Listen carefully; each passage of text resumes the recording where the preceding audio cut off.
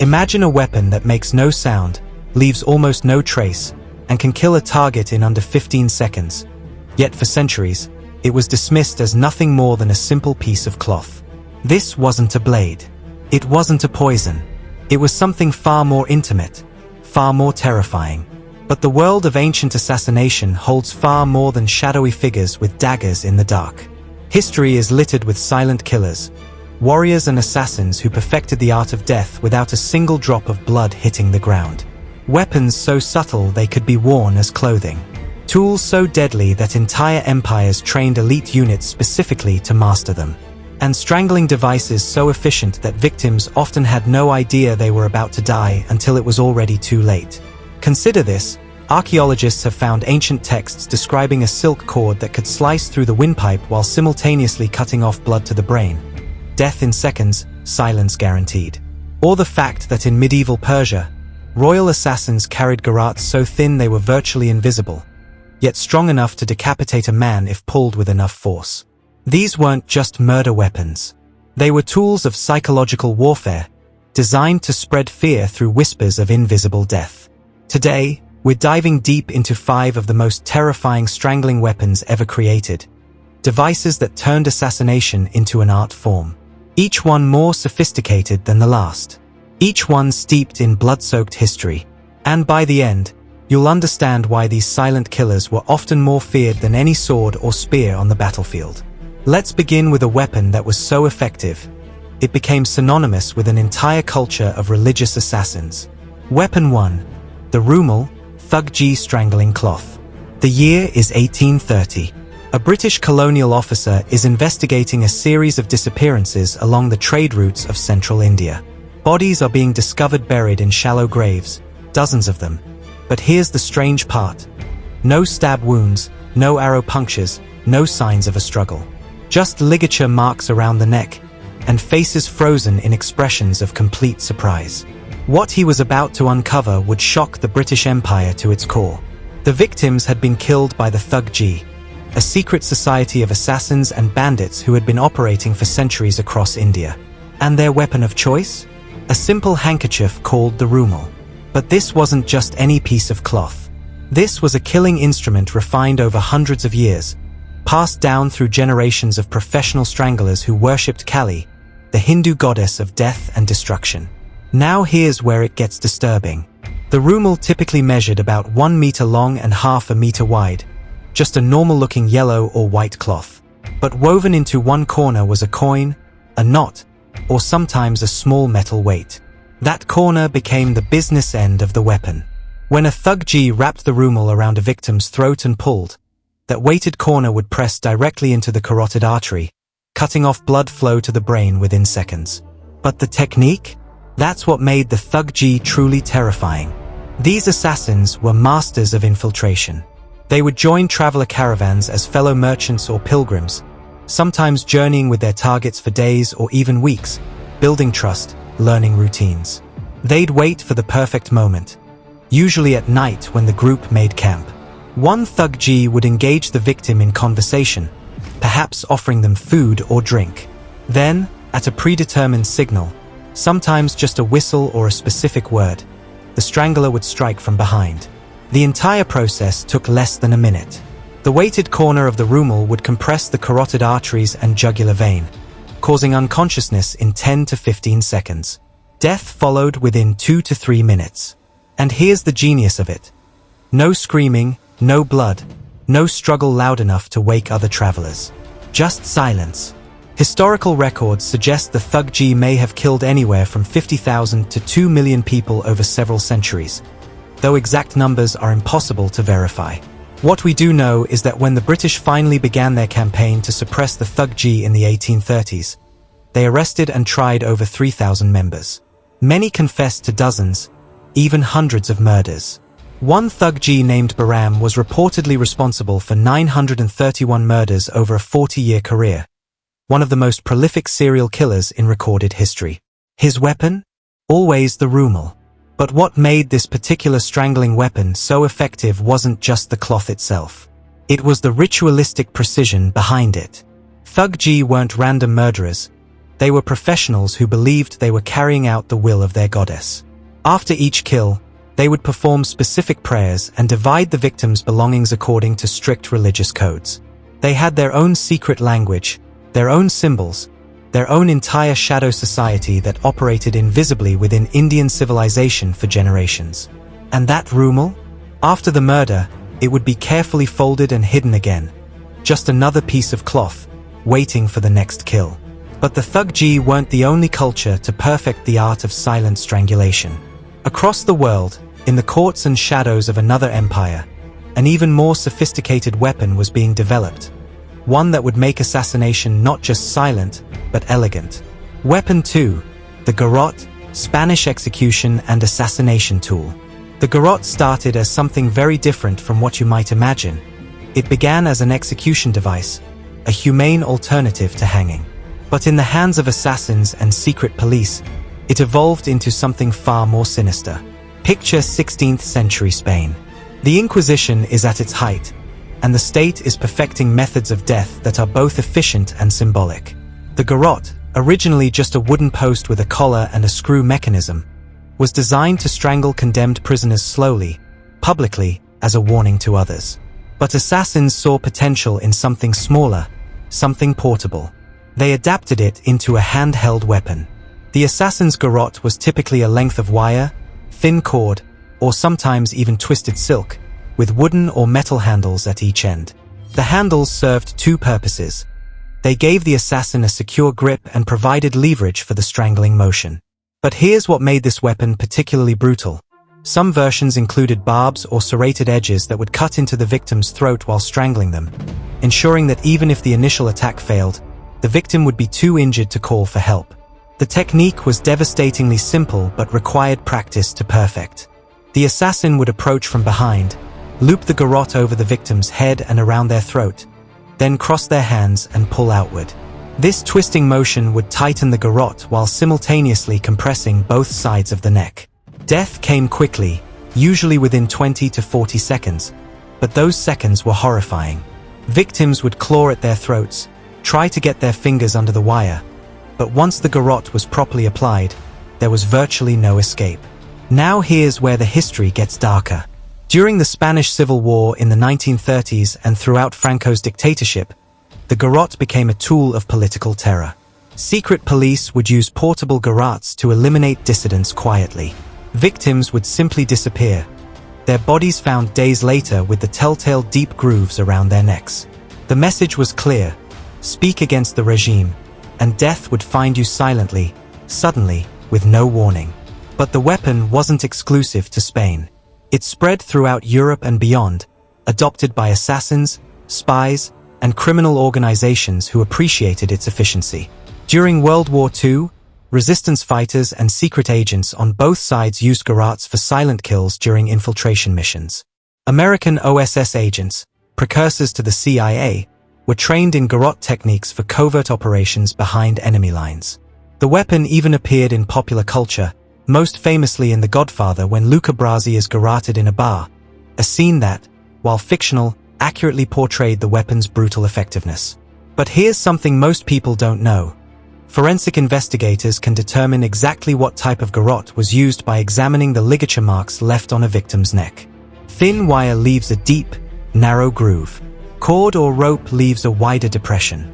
And garrotes with serrated edges leave distinctive cutting patterns. Each type tells a story about the killer's training, their access to materials, and their intent. What made the garrote particularly terrifying wasn't just its lethality, it was its intimacy. Unlike a gunshot or a knife thrown from distance, garroting required the assassin to be pressed against their victim, to feel them struggle, to maintain that grip until the body went limp. It was personal. It was cold-blooded. It required a level of psychological detachment that only the most hardened killers possessed.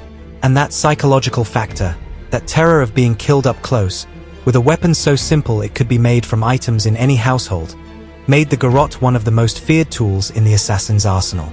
But before we move on, I want to ask you for something. If you're finding this documentary fascinating and want to support this channel, please consider subscribing. It's free, and it helps me continue creating content like this. Now, While the garrote was evolving in the West, in the Far East, another culture was developing a strangling weapon that was even more versatile, one that blurred the line between combat tool and assassination device. Weapon 3, the kusarigundo, Japanese chain weapon. Imagine a weapon that could be used to strike, to block, to restrain, and to strangle, all with the same tool. A weapon that could be concealed entirely within the palm of your hand, yet deliver death with surgical precision. This was the kusarigundo, and in the hands of a trained ninja or samurai, it was absolutely lethal. At its core, the kusarigundo was deceptively simple. A length of chain, kusari, with weighted ends, fundo. The chain typically ranged from 1 to 3 feet long, and the weights at each end could be anything from simple iron balls to ornate designs shaped like animals or geometric forms. But what looked like a decorative trinket was actually a meticulously engineered killing tool. Here's where it gets interesting. Unlike the rumal or garrote, which were designed specifically for strangling, the kusarigundo was a multi-purpose weapon that could strangle, but also do so much more. A skilled practitioner could swing it to strike an opponent's head or joints, wrap it around an enemy's weapon to disarm them, or, and this is where it becomes relevant to our topic, use it to strangle with devastating efficiency. The strangling technique was particularly insidious. In feudal Japan, assassins known as shinobi, ninja, would often carry a kusarigundo concealed in their clothing. When the moment came to strike, they would whip the chain around their target's neck, then pull the weighted ends in opposite directions. The chain would tighten instantly, and those weights, now serving as handles, gave the assassin incredible mechanical advantage. The victim couldn't loosen the chain with their fingers because the metal links wouldn't give. They couldn't call out because the chain crushed their larynx. And they couldn't fight back effectively because the chain allowed the assassin to maintain distance and control. But here's what made this weapon truly exceptional in the context of assassination. It was completely legal to carry. In Edo period Japan, 1603 to 1868, strict laws prohibited commoners from carrying swords or obvious weapons. But a chain with weights? That could be explained as a tool, a weight for fishing, a ceremonial object. Ninja and assassins exploited this loophole ruthlessly. Historical texts describe how kusarigundo masters would practice on wooden posts wrapped in straw, training to wrap the chain around targets in a single fluid motion. The real masters could hit specific pressure points on the neck while strangling, points that would cause immediate unconsciousness or even death through trauma to the carotid arteries or vagus nerve. There's a documented case from 1853 where a samurai retainer was assassinated in his own home by an intruder who used a kusarigundo to strangle him silently while the rest of the household slept mere feet away. The chain left deep bruising but no blood, and the death was initially thought to be from natural causes until closer examination revealed the ligature marks hidden beneath the victim's collar. But the kusarigundo wasn't just for killing. Some ninja schools taught their students to use it for restraint and interrogation. The chain could be wrapped around limbs or neck with precise control, tight enough to cause pain and compliance, but not tight enough to kill. This made it valuable for capturing targets alive or extracting information before the final kill. What's fascinating is how the weapon evolved over centuries. Early versions were simple chains with crude weights. But by the Edo period, master craftsmen were creating kusarigundo with specialized designs. Some had hollow weights containing poison powder that would release when the weapon struck. Others had razor-sharp edges on the weights themselves, turning each swing into a potentially lethal strike. The weapon even had different schools of technique.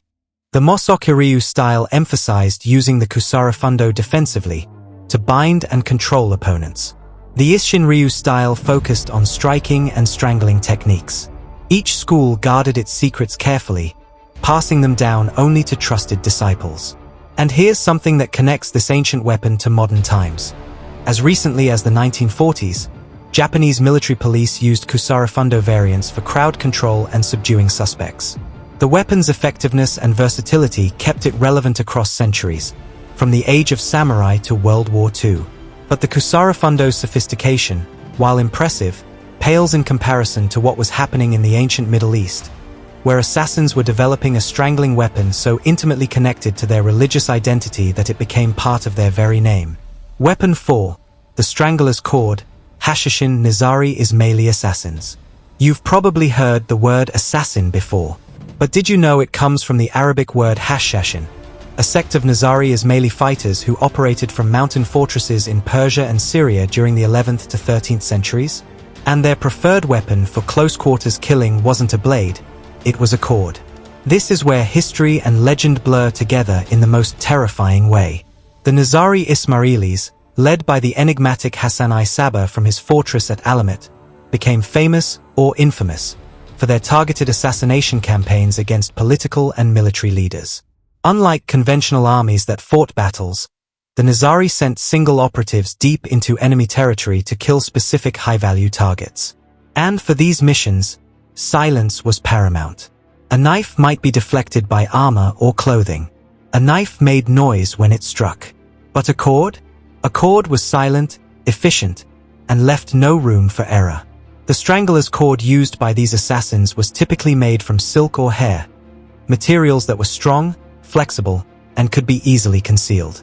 Some accounts describe cords braided from the hair of horses or even human hair, making them incredibly strong while remaining thin enough to be nearly invisible. The cord would be approximately 2 to 3 feet long, sometimes with small loops or handles at each end for better grip. But here's what made these assassins truly terrifying. They were willing to die to complete their mission. This wasn't hit-and-run killing. Nizari assassins would spend months or even years infiltrating an enemy court, posing as servants, guards, or advisors. They'd wait for the perfect moment, when their target was alone, vulnerable, off guard. Then they'd strike with the cord, strangling their victim quickly and quietly. Many assassins didn't even attempt to escape afterward. Their mission was complete. Martyrdom was expected. Historical chronicles describe several high-profile assassinations carried out this way. In 1092, Nizam ul-Mulk, the powerful vizier of the Seljuk Empire, was strangled by a Nizari operative disguised as a Sufi mystic.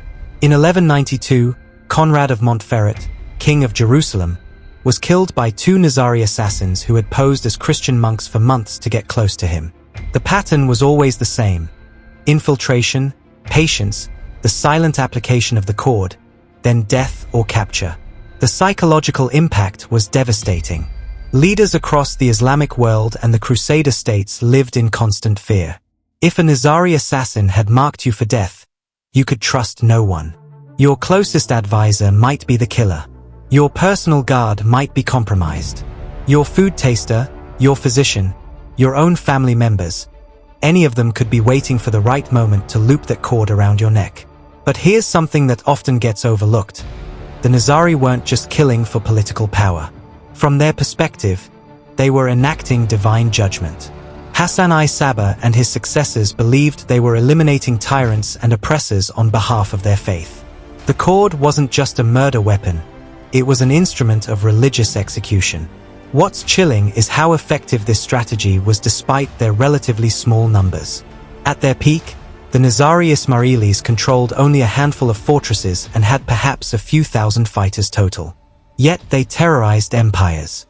Saladin himself, one of the greatest military leaders in Islamic history, survived multiple Nizari assassination attempts and eventually had to negotiate a truce with them because he couldn't eliminate the threat. The weapon itself was simple, but the system around it was sophisticated. Assassins were trained from youth in fortresses like Alamet, learning languages, customs, religions, and combat techniques. They became human chameleons, able to blend into any court or culture. And that strangler's cord was always with them, hidden in a belt, sewn into clothing, wrapped around a wrist beneath a sleeve. Always ready. The Nizari Ismaili state was eventually destroyed by the Mongols in 1256 when they conquered Alamet and systematically dismantled the fortress network. But the legend lived on. The very word assassin entered European languages as a term of fear and respect, a reminder that sometimes the deadliest weapon isn't the one you can see, but the silent cord wielded by someone you never suspected. And yet, as terrifying as the Nizari were, there was another ancient strangling technique that predated them by over 1,000 years, one used not by religious zealots or professional killers, but by trained warriors of the world's first superpower. Weapon 5, the laqueus, Roman gladiator and execution garrote. We think of Roman gladiators wielding swords, nets, and tridents. But in the blood-soaked arenas of ancient Rome, There was a type of fighter whose weapon was far more intimate and brutal. The retiarius, who sometimes employed a weapon called the laqueus, a strangling noose or garrote used to finish off opponents or execute condemned criminals. But the laqueus was more than just arena entertainment. It had roots in Roman military and penal practice that stretch back to the earliest days of the Republic. Let me take you back to the 1st century AD. Imagine you're a condemned prisoner in Rome, perhaps a political enemy of the emperor, or a deserter from the legions, or simply someone who spoke too freely about the wrong people. You're led into a dark chamber beneath the city, down into the ancient Tullianum prison. And there, in that suffocating darkness, an executioner awaits with a laqueus. The Roman laqueus was typically a leather cord or rope with a slipknot design, sometimes attached to a wooden handle for leverage. Unlike the assassin's garrote, which was meant for quick, silent kills, the laqueus was designed for execution, a formal, ritualized killing that served both practical and symbolic purposes. Here's how it worked.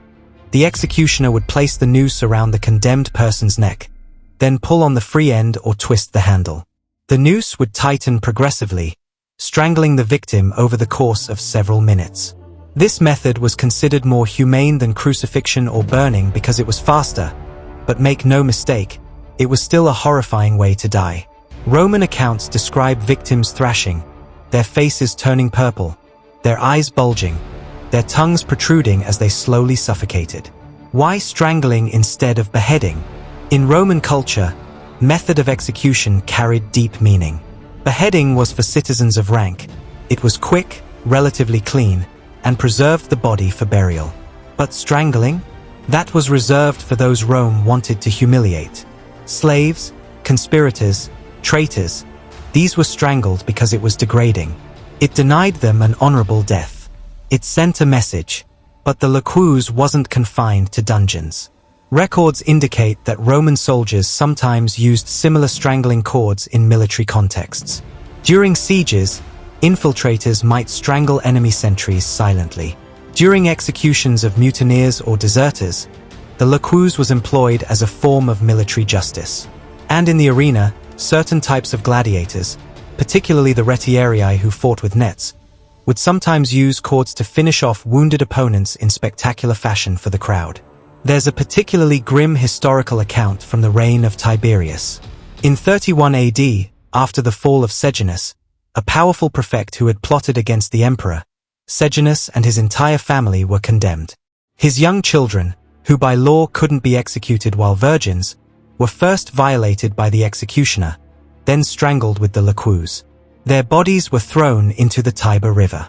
This wasn't just execution, it was annihilation, and the laqueus was the instrument of that total destruction. But here's something fascinating. The laqueus continued to evolve even after the fall of Rome. Medieval Europe inherited this method of execution, and it transformed into the garrote we discussed earlier. The Spanish garrote, the Turkish bowstring executions of the Ottoman Empire, even the wire garrotes used by secret police in 20th century dictatorships, all of them trace their lineage back to the Roman laqueus. What made this particular strangling weapon significant wasn't just its brutality, it was what it represented. The laqueus was a tool of state power, a formalized method of killing that combined efficiency with ritual humiliation. It wasn't hidden like an assassin's weapon. It was official, legal, sanctioned. It said, "This is what happens when you cross Rome." And that legacy of fear persisted. For nearly 2,000 years, from ancient Rome to Franco Spain, variations of the laqueus continued to be used by states to eliminate their enemies quietly, officially, and with maximum psychological impact. In the ruins of ancient Rome's prisons, archaeologists have found iron rings embedded in stone walls, rings where the laqueus would have been anchored during executions. Those rings are still there today, silent witnesses to thousands of deaths, to the countless victims who drew their final breaths while a cord tightened around their throats in the darkness beneath the greatest empire the ancient world had ever known. From the religious assassins of India to the covert killers of feudal Japan, from the feared Nizari Ismailis to the executioners of Rome, the history of strangling weapons reveals something profound about human violence. These weren't weapons of passion or rage. They were tools of calculation, patience, and cold-blooded efficiency. What made them truly terrifying wasn't their lethality. poison and blades could kill just as effectively. What made them terrifying was their silence. Their intimacy. The fact that death came from something as simple as a piece of cloth or a length of cord. And that anyone, a trusted companion, a servant, a fellow traveler, might be carrying one, waiting for the perfect moment to strike. These weapons remind us that throughout history, assassination has been as much about psychology as it is about killing. The fear they created often outweighed the actual deaths they caused. Kings and emperors could protect themselves against armies. But how do you protect yourself against a silk cord in the hands of someone who spent months earning your trust? If you found this documentary fascinating and want more deep dives into history's deadliest weapons and the warriors who wielded them, please consider subscribing to support this channel.